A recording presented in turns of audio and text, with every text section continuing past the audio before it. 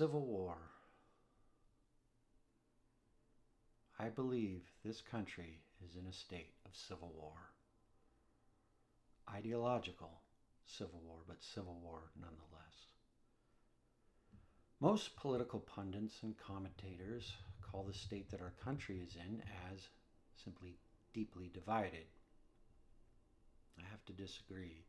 We are not divided, we are split. There is no mending the division that separates MAGA and non-MAGA America. I say we are in an ideological civil war. I say this because the divisions that separate us are far past the point of reconciliation. For example, a river can split and be reunited with itself, or it can split and branch off in entirely different directions, never to meet again. It is this latter situation that we are in, not the former. We can never regain unity with Trump's ideology in America, because Trump and his followers, their philosophy about what makes America America, are past the point of reconciliation with the actual tenets of our country's foundation. Now, it is a free country still, and if you want to believe in Donald Trump's lies, that's your choice, but it is quickly becoming not an option to disagree with Donald Trump. To the Trumpers out there, if you want to believe, if you want to follow the insane, inane ramblings of a clearly delusional, pathological liar, that's up to you, but I will not let you take this country into your stupid fantasy world. Donald Trump is a liar and a criminal traitor. If you can't accept that fact, I don't care. Part of what made America great is the freedom to relentlessly criticize our government and leadership. However, we are now at unmenable odds with the MAGA movement. Unlike other political disagreements in our past, there is no unifying point between Trump's lies and the reality that the rest of us must live in and abide by. Disagreements, even passionate ones, is what strengthened our civil discourse over the years. It is what made us great. Even so, there are fundamental propositions that force us to arrive at some basic agreement, some rudimentary accord, lest our country becomes what Lincoln would have described as a house divided. We are now at such an impasse. We have been able to vigorously disagree about issues such as abortion, gun rights, or even war, while still understanding that even though we may be on the losing side of a dispute, no matter how deeply we feel about it, we can still overlook and overcome our differences enough to still claim allegiance to this great country, its ideals, and to our fellow countrymen. E pluribus unum. We can still emerge united as Americans. But with MAGA, this is no longer the case. The river has split in two, and we must choose which way we are going to go forever. There are some disagreements that simply defy reconciliation. One such a disagreement is who wins an election. If we cannot agree on who won an election, our democracy obviously cannot survive. Election denialism is denialism of democracy. Election denialism is denialism of America. Trump has introduced a devastating philosophical stance into our discourse. Not just a difference of opinion, but a difference of fact. One such difference that cannot be mended and will tear our country into it's only a matter of time. The denialists or the fake electors or the Raffenspergers of the world will eventually overturn the will of the people. This type of disagreement is poison, and it cannot be debated without giving more validation to the fraudulent side. Now, let us go back to another such disagreement that divided America past the point of reconciliation: slavery. That issue, of course, led to the South's secession, which in turn became the first American Civil War. I say first because I believe we are in another civil war right now, whether we are willing to accept it or not. The civil war we are in now is, for the most part, ideological, not bloody. Yet the problem with an ideological civil war is that they have a tendency to become bloody over time. Remember that at one time, slavery was an ideological dispute left up to the states. Yet the path to bloodshed starts in this phase, when the disagreements are dismissed as a surmountable problem and not as an insurmountable divide to be reckoned with. Either we can face the crack in our country's foundation, or we can ignore it until it splits us apart again. These divides do so because of the hope that an agreement can be reached, all sides can be satisfied, and we can remain united. This, of course, with slavery was impossible and led to disaster. What I'm talking about is that preceding the war, President Buchanan and others tried in vain to avoid a civil war by giving concession after concession to the South. They tragically misread the South's commitment to retaining its way of life, a euphemism, of course. Before the South were willing to give in, they were willing to revolt and tear the nation asunder. No concession could deter them. No compromise could assuage them. They were not going to give up the institution of slavery without a fight, without secession, without a bloody civil war. The concessions that Buchanan were giving up was just making the South stronger. The point is, Buchanan took the worst possible path, and it is for this reason alone he is seen as one of the worst presidents this country has ever had. The same mentality, the same misreading of your opponent, the same optimistic belief that both sides can be served permeates today's politics with the Democrats and the MAGA movement. The Democrats are trying to concede, and the Trumpers are willing to corrupt. Americans need to come to terms with Trump and Trumpism. We need to come to terms with the fact that a quarter to a third of our populace is living under severe delusions provided by their fascist leader, Donald Trump. They are not just mere differences of opinion. They are divisions on how we perceive reality. We cannot pretend that these divisions will disappear over time, that we will reach some sort of consensus, or that we will somehow grow to understand and accept our neighbor's point of view, even if we do disagree with them. Not when their point of view is mutually exclusive with the democratic institutions that we rely upon. For another historical example, let's jump to the beginning of World War II. And we see a desperate attempt to avert war through the art of concessions and compromise again. The Allies wanted to avoid war at all costs. The Germans wanted to avenge their humiliation at all costs. This made the Allies trying to maintain peace while the Nazi Empire was looking for war. But when you look back on it, both sides were working towards war. The Allies just hadn't realized it yet. The Allies misread the Nazis' commitment to insanity. They misread the commitment of a huge portion of Germany's population to the lies of one man.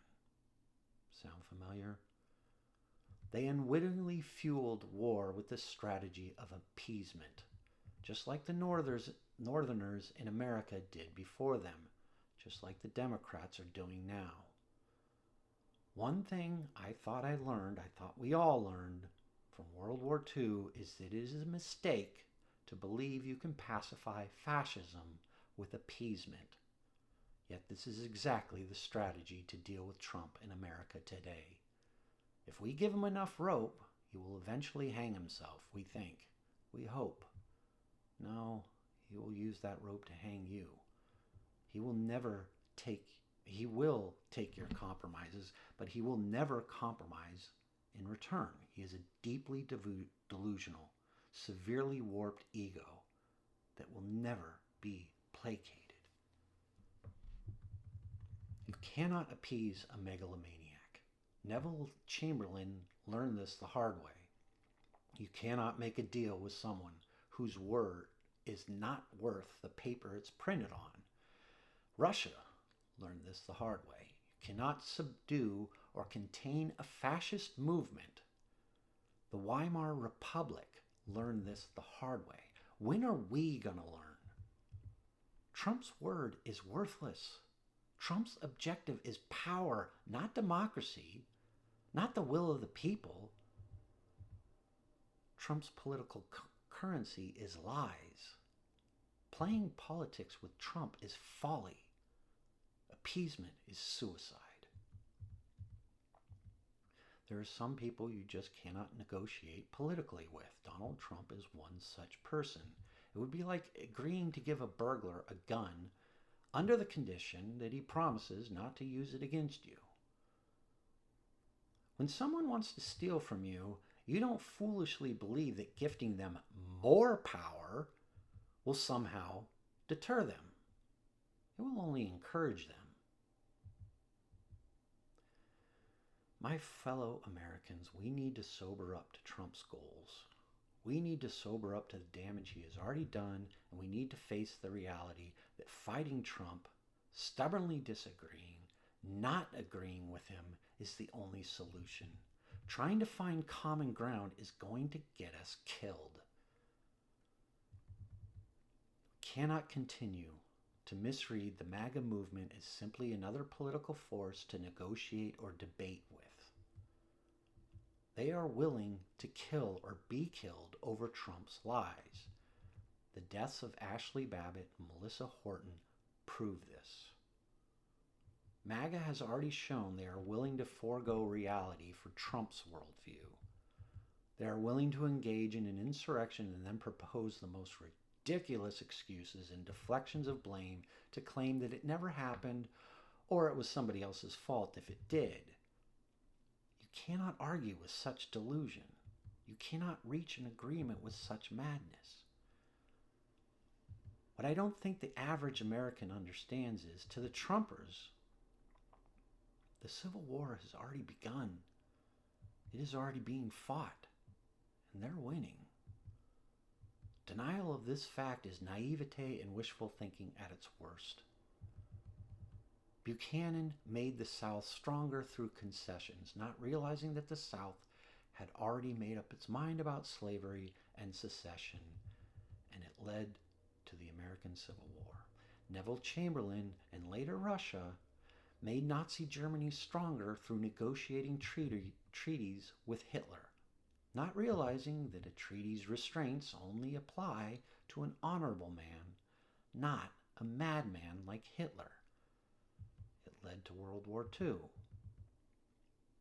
We must immediately cease this foolishness and realize that Trump and his idiot minions are playing to win. They're playing to win it all, to win on their terms.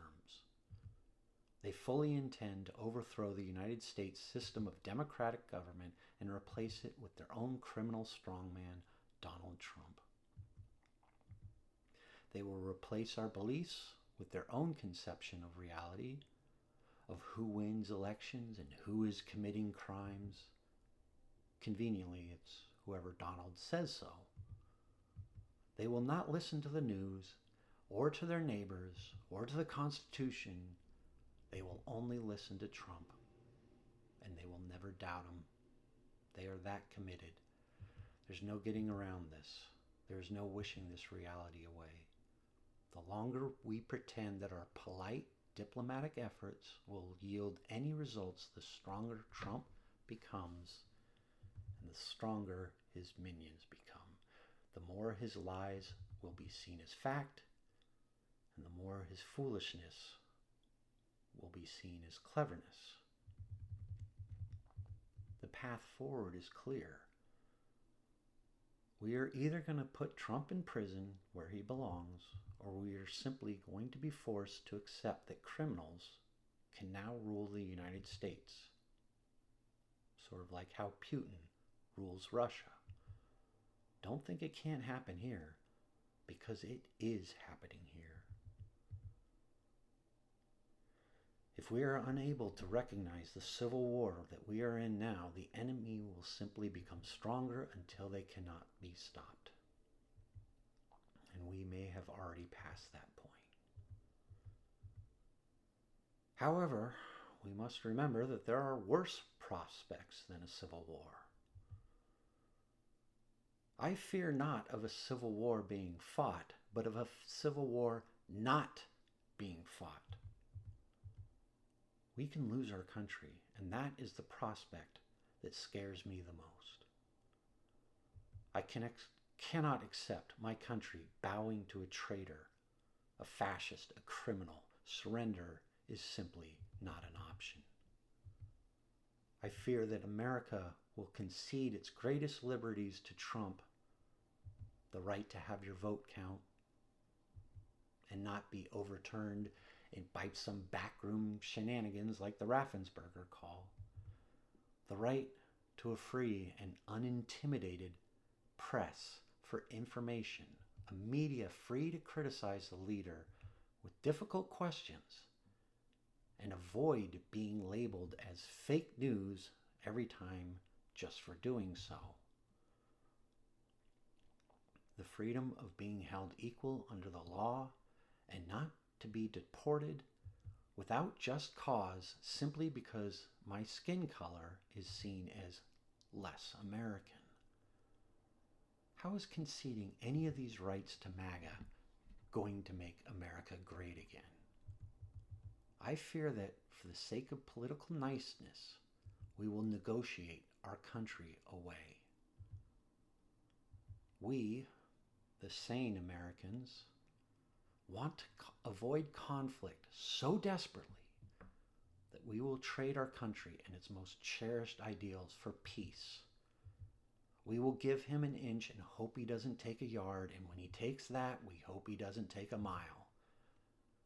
But I think we all know where this will end. I want to leave on one final note. Currently, Barack Obama is being threatened by the Trump administration for completely fabricated nonsense. Part of me realizes the severity of this, that this is not trivial. Yet a smug part of me, I hate to admit, just wants to say to the Democrats, I told you so. I knew long ago what kind of person Trump was. To trust someone so untrustworthy is the height of self-delusion. What did you think was going to happen? Did you think that Trump would never come after you? Did you think that because you treated Trump with respect and dignity, he would do the same for you? If you validate his respect and respect his power, he will return the favor? Wake up! When will the non-MAGA Americans finally realize who Trump is, what his objectives are, and what he is capable of doing to this country in order to achieve them? Either Donald Trump will go to jail for his very real crimes, or his opponents will go to jail for Trump's very made-up crimes. It's really that simple. Either MAGA dies, or the truth and justice dies. So to the American listening to this, are you ready to realize that we are in an ideological civil war? Are you ready to accept that Donald Trump is a traitor to this country and no politician can appease him into submission? If you are, then will you join me in putting up a united, uncompromising front against MAGA. We will not negotiate with traitors. We will not shy away from calling Trump a fascist, a criminal, a traitor, simply out of political niceness. Will you join me in rejecting the posture of the Democrats, rejecting the belief that capitulation will somehow preserve the peace, reject the idea that Trump can somehow be pacified, that Trump's treason can be overlooked for the illusory comfort of a temporary peace? It is America versus Trump. The lines are clearly drawn. Either one believes in the lies that Trump spews, or they do not. It's just that simple. We are in a state of civil war, whether we acknowledge it or not. America's first civil war was caused by many southern states wanting to secede from the Union. The civil war we are in now is because millions of Americans want to secede from reality. We cannot let them drag this country into their own sick cult. The only thing worse than not calling the president a fascist, a criminal, or a traitor without justification is being too chicken shit to call him these things when he is. Donald Trump is those things and worse. Once again, we are in a state of civil war. I'm not going to resist Donald Trump. I'm sick of resisting. I'm going to fight the son of a bitch. You join me. Acknowledging that we are in a civil war is only the first step. We still need to fight the war. And the good guys still need to win. Thank you for listening.